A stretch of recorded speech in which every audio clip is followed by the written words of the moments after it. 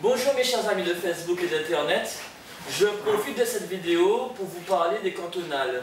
Mais avant tout, j'aimerais déjà faire un petit clin d'œil à la famille du docteur Jacques Rugard et leur apporter toutes mes condoléances. Le docteur Jacques Rugard, c'était quelqu'un d'important pour moi et depuis mon enfance, il a toujours pris soin de moi quand j'étais malade.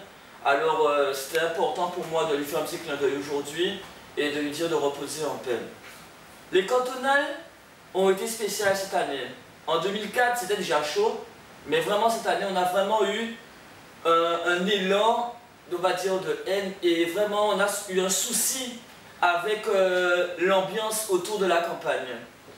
Dès la pré-campagne, je l'avais senti, je l'avais même pressenti. J'ai eu plusieurs sollicitations dans toutes les communes où on demandait de venir faire la différence auprès de tel ou tel candidat. J'ai refusé, car en étant incorruptible, pour moi il était plus simple de regarder de loin et de voir comment chacun se débrouillait avec ses arguments, ses idées et surtout son éthique. Nous avons vu que cette campagne était loin d'être une campagne d'éthique et la Guadeloupe est la seule perdante avec les Guadeloupéens et les Guadeloupéennes. Il faut qu'on arrive à changer cela.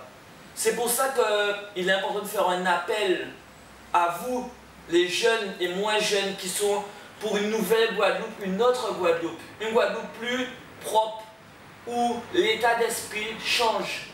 On n'y est pas encore, et ça prendra du temps.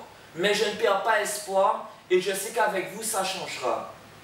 J'aimerais aussi mettre en avant le manque d'éthique. Je n'ai pas apprécié du tout que le conseil régional fasse une plénière entre les deux tours, pour pouvoir privilégier tel ou tel candidat, ou de faire parler tel ou tel parti.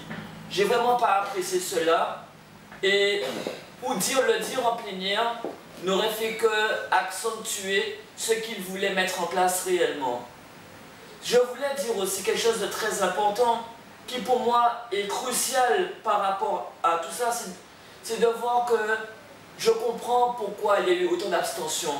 Quand on vous apprend que nous sommes la région la plus endettée de France, que nous avons dans notre budget primitif 2011, nous avons la moitié, c'est des frais de fonctionnement.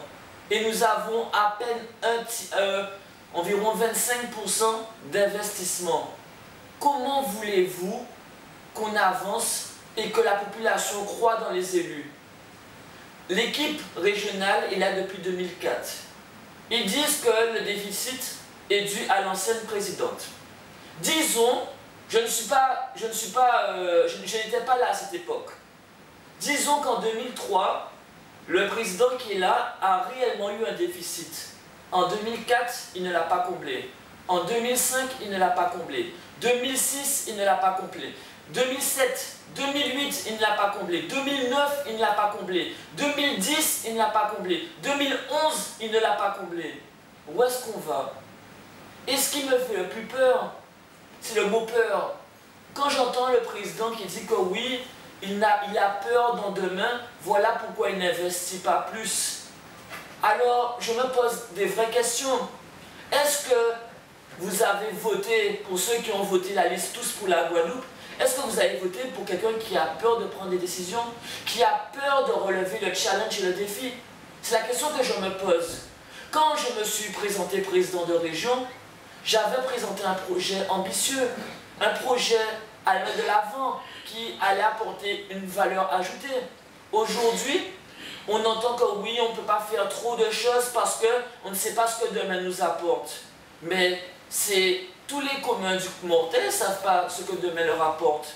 Mais je veux juste rappeler au président de la région que tous ceux qui ont réussi dans la vie, Bill Gates, tout le monde, tous ceux qui ont réussi leur carrière professionnelle, toutes les collectivités qui sont en train de marcher. Je prends l'exemple de la Vendée.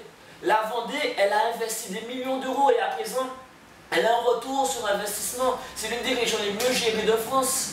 Et pourtant, à la base, elle était comme la Guadeloupe.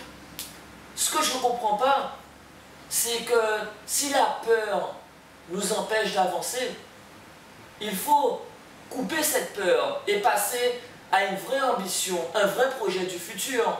Malheureusement, la majorité actuelle ne l'a pas et nous le ressentons tous les jours. Bien sûr, vous me direz, mais toi tu fais quoi? Alors avec mes petits moyens, je mets en place le projet Phoenix. Grâce à vous, la famille Phoenix grandit tous les jours. Mais le projet Phoenix n'est qu'un pansement sur une jambe gangrénée.